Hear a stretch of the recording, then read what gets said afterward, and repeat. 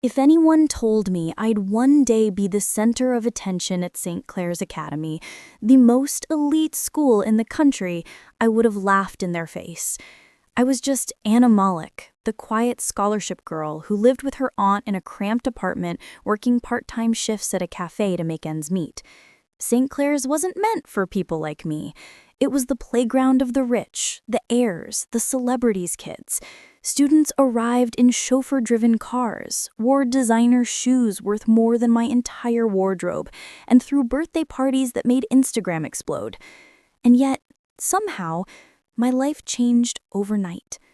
It started the day I met them.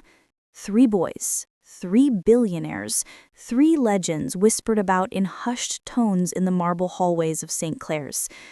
Adrian Knight, the cold Mafia heir, silent, unreadable, with eyes that could slice through steel.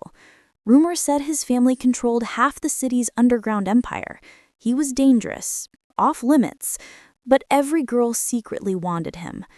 Xavier Steele, the golden playboy, charming, reckless, and sinfully rich. He drove a Ferrari to school like it was a toy. He flirted with anything that breathed and broke hearts like it was a sport. And Damien Cross, the mysterious genius, a boy who rarely spoke, always buried in books and codes. His family owned a tech empire worth billions.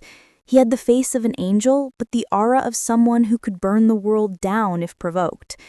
And somehow, they all noticed me. It was just another Monday morning. I had my head buried in my notebook, trying to finish an assignment before first period. I didn't notice until too late that I'd walked straight into someone's path.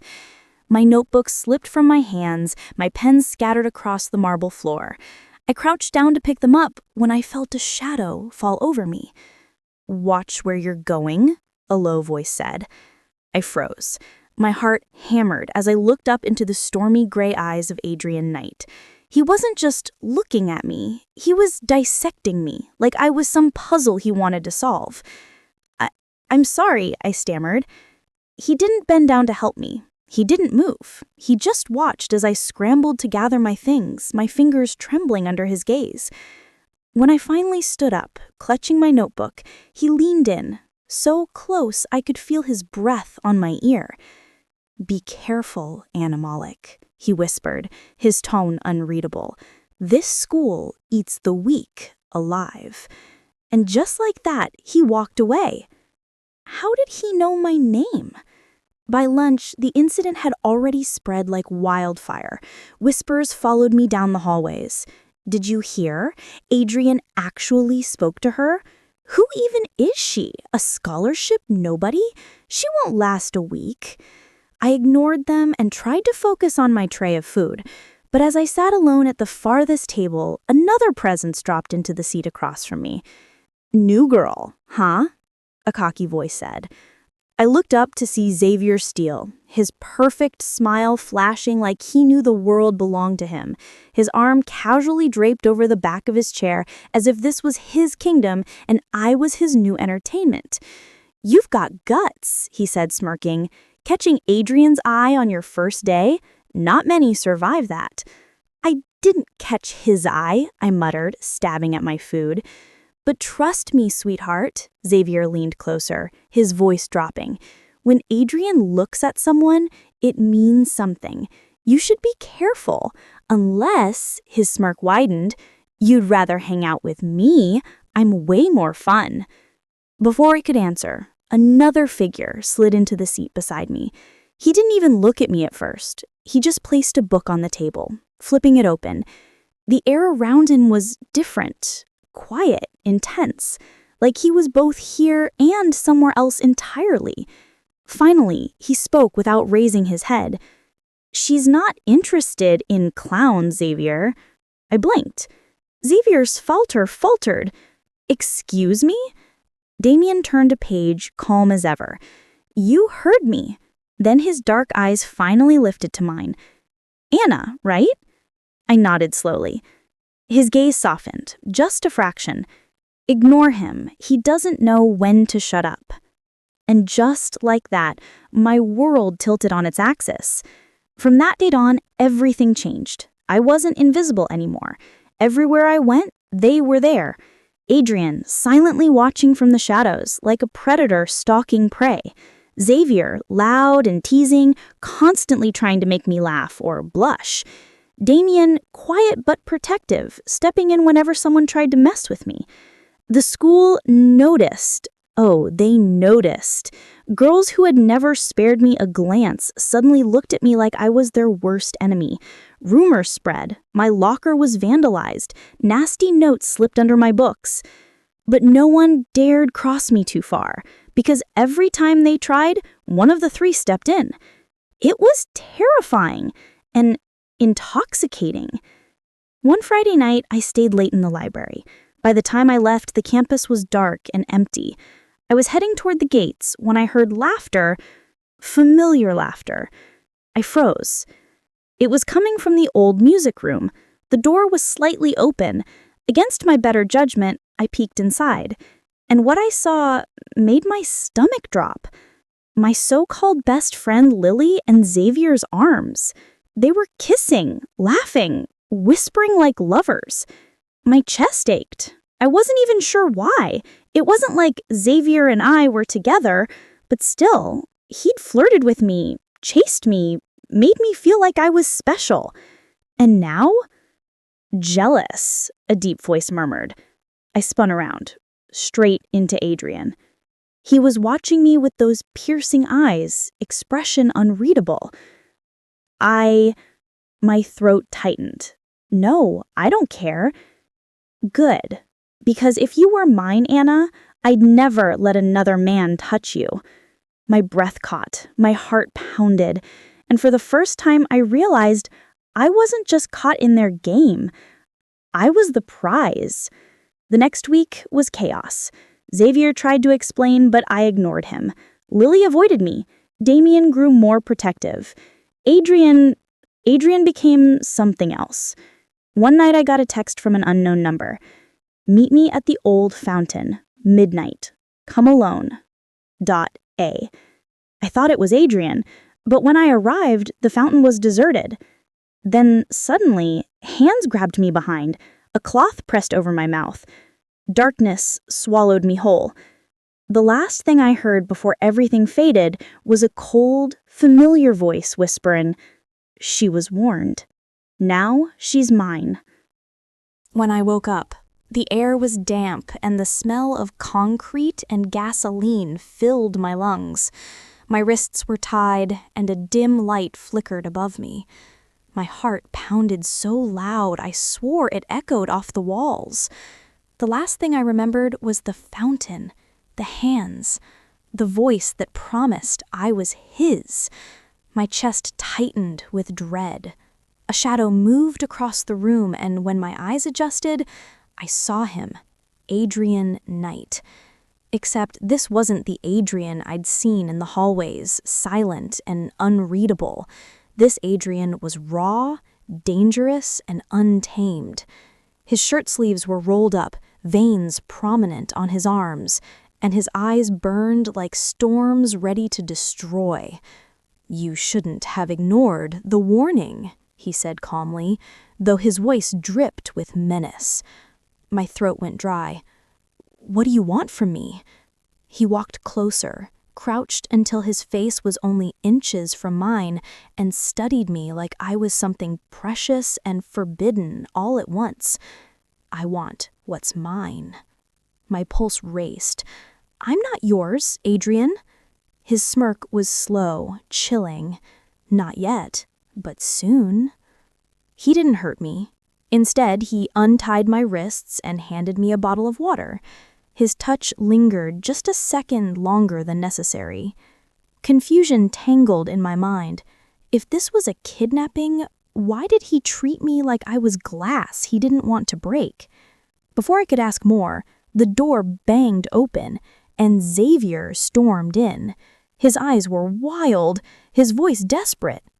"Anna, what the hell are you doing here?" My lips parted. How did you know?" But Adrian stood, blocking Xavier's path with that same deadly calmness.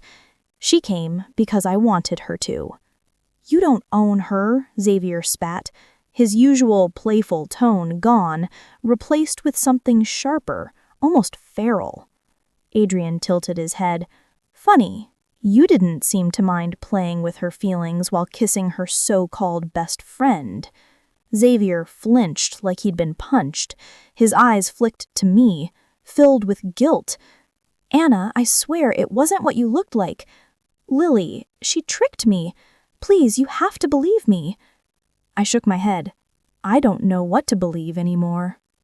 And then, as if the universe wanted to rip me further apart, another figure entered the room. Damien. Silent, calculated, his gaze sweeping over the scene before landing on me. He didn't rush. He didn't panic. He simply placed a hand in his pocket and said, "She's leaving with me." For a moment, no one spoke. The tension was suffocating, electricity buzzing in the air. 3 billionaires, 3 heirs to power, and me, in the middle of their war. Adrian's lips curved in a dangerous smile. "You think you can protect her in your ivory tower, Damien? She belongs in my world. She'll learn to survive it." "Or die in it," Damien replied coldly. His eyes softened only when they met mine. "Anna, come with me, now." I wanted to scream, to demand answers, to run, but my feet wouldn't move, because deep down, I realized something terrifying. I wasn't just caught in their obsession. I was starting to feel something for them. The ride home was a blur. Damien barely spoke, his jaw tight, as though he was holding back words he couldn't say. When we reached my aunt's apartment, he finally turned to me. "Stay away from them," he said firmly. "Adrian will ruin you. Xavier will break you. You don't deserve that." "And you?" whispered before I could stop myself. "What will you do to me?" For a moment, Damien hesitated. Then he leaned closer, his hand brushing a strand of hair from my cheek. "I'll destroy anyone who touches you, even if it's myself." I couldn't sleep that night. My mind replayed everything. Adrian's possessive whisper, Xavier's guilty eyes, Damien's protective promise. How had my quiet life spiraled into this chaos? The next day, the entire school buzzed with rumors. Some said I was kidnapped. Others claimed I spent the night with one of them. Girls glared at me like I'd stolen their entire existence. And boys? They either looked at me with pity or fear. Lily cornered me in the bathroom, her smirk sharper than glass. "So this is your game? Stealing all 3 of them? You think you're special, Anna? You're nothing. Just a charity case. They'll get bored of you soon enough." Her words sliced, but I stood tall. "Funny," I said, "because it looks like they're bored of you already." Her smirk faltered. For once I had the upper hand. But the drama was only beginning. That evening, my aunt received a call. A debt collector. She owed money, more than we could ever repay. My world collapsed. Before I could even figure out what to do, a sleek black car pulled up outside our apartment. Adrian stepped out, holding an envelope. "Consider it taken care of," he said smoothly, handing it to my aunt. I froze. "Why would you do that?" His eyes locked onto mine. "Because I take care of what's mine." I wanted to scream at him, tell him I wasn't some possession he could buy. But my aunt's tears of relief silenced me. We needed this, and he knew it. That night, Xavier showed up too. He stood outside my window throwing pebbles like some cliché movie scene. When I finally opened it, he grinned, though his eyes betrayed his desperation. "Let me make it up to you, Anna. I messed up, but I can't stop thinking about you. Give me one chance, just one." I opened my mouth, but before I could answer, headlights flooded the street. Damien's car. He stepped out, gazed dark as he spotted Xavier beneath my window. The two exchanged words I couldn't hear, but the tension was brutal. Xavier finally backed away, muttering something about this not being over. Damien watched him leave before looking up at me. Don't let him fool you. He wants you because Adrian wants you, and Adrian wants you because no one else can have you. Then what about you? I asked softly. He didn't answer. He just walked away, leaving me with more questions than answers. Days passed. The three of them circled me like predators fighting over prey, but it was more than that. Secrets bubbled beneath the surface. I could feel it. And then the truth exploded. At the annual St. Clair's Gala, where every student wore designer gowns and tuxedos, the storm hit. I was dressed in a borrowed dress, trying to blend into the golden crowd, when a voice echoed from the stage. It was Adrian. He wasn't supposed to be speaking, but there he stood, a microphone in hand, his gaze fixed on me. "Ladies and gentlemen," he began, his voice calm, almost mocking, "I'd like to expose a little truth tonight." The room stilled. My stomach knotted. He gestured toward Xavier. "My dear friend here has been playing both sides, whispering sweet words to Anna while sneaking around with her best friend." Gasps rippled through the crowd.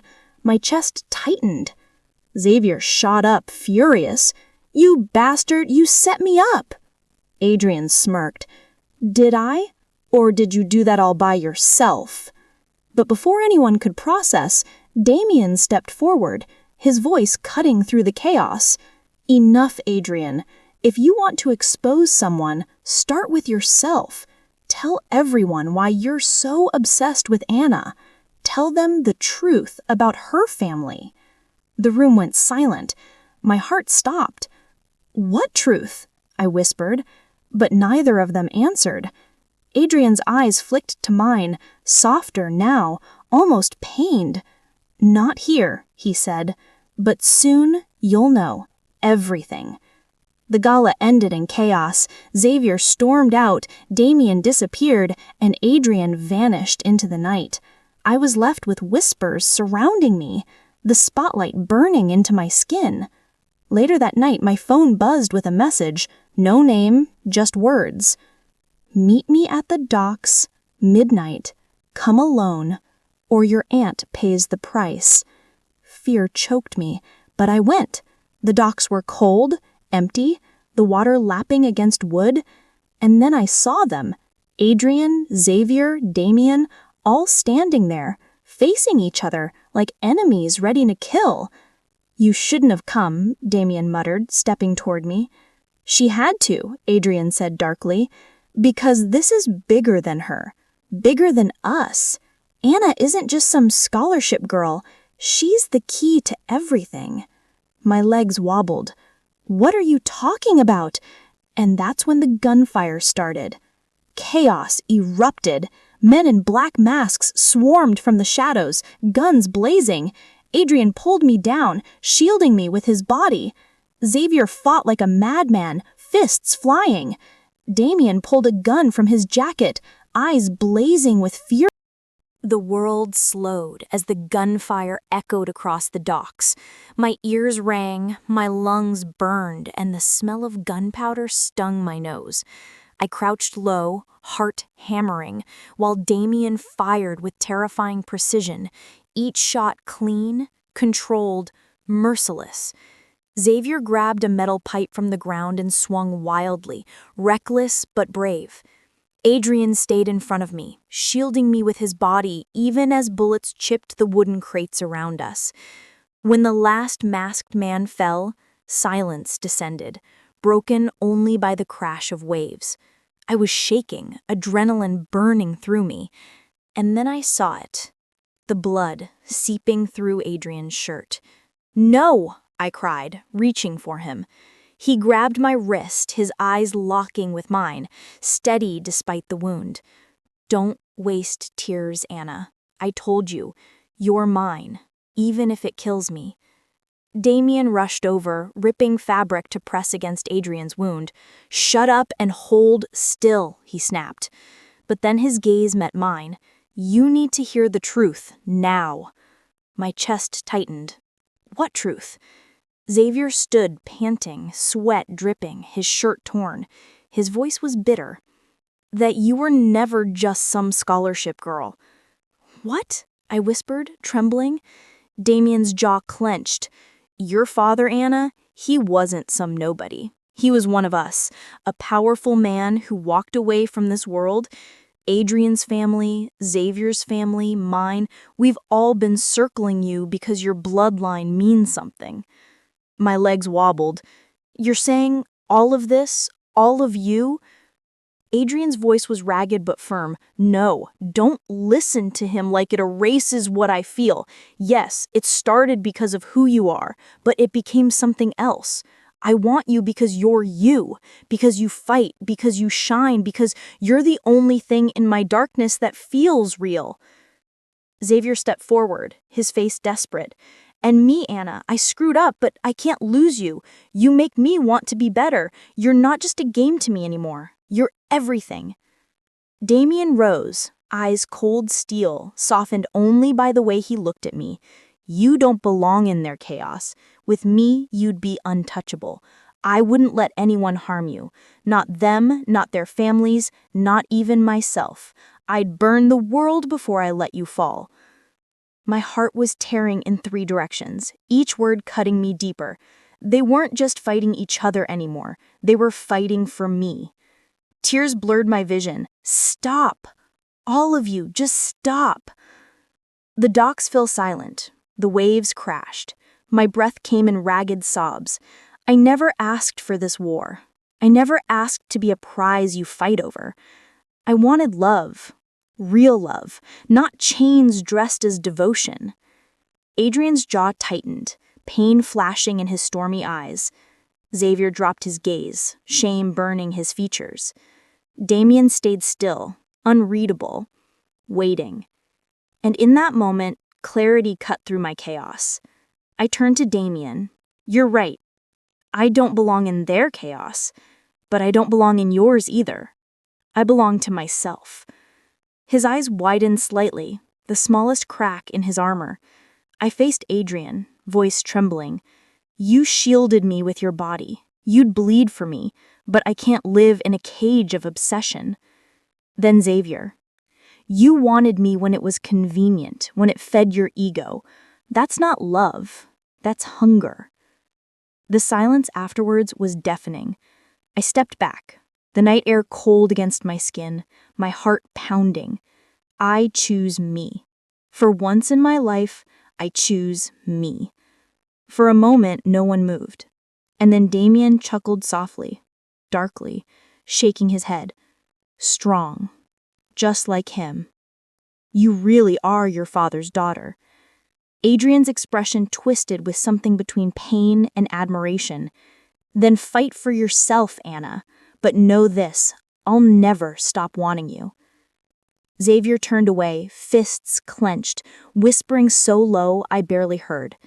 I lost the only thing that mattered. I left the docks with the ocean wind whipping my hair, my heart heavy but my soul burning with a new fire. For the first time, I wasn't just Anna, the poor scholarship girl. I wasn't a pawn in their games. I wasn't a prize to be fought over. I was the storm. Weeks later, the school buzzed with stories, rumors of what happened that night, whispers of the 3 heirs who nearly tore each other apart. They still watched me, still circled me like shadows, but none dared cross the line I drew. Because I had learned something that night. Love could heal, love could destroy, but the most dangerous, most powerful love of all was the love I had finally found for myself. And with that, I walked into the future not as their obsession, not as their weakness, but as my own damn queen. If you enjoyed watching this story, we would truly appreciate it if you subscribe to our channel.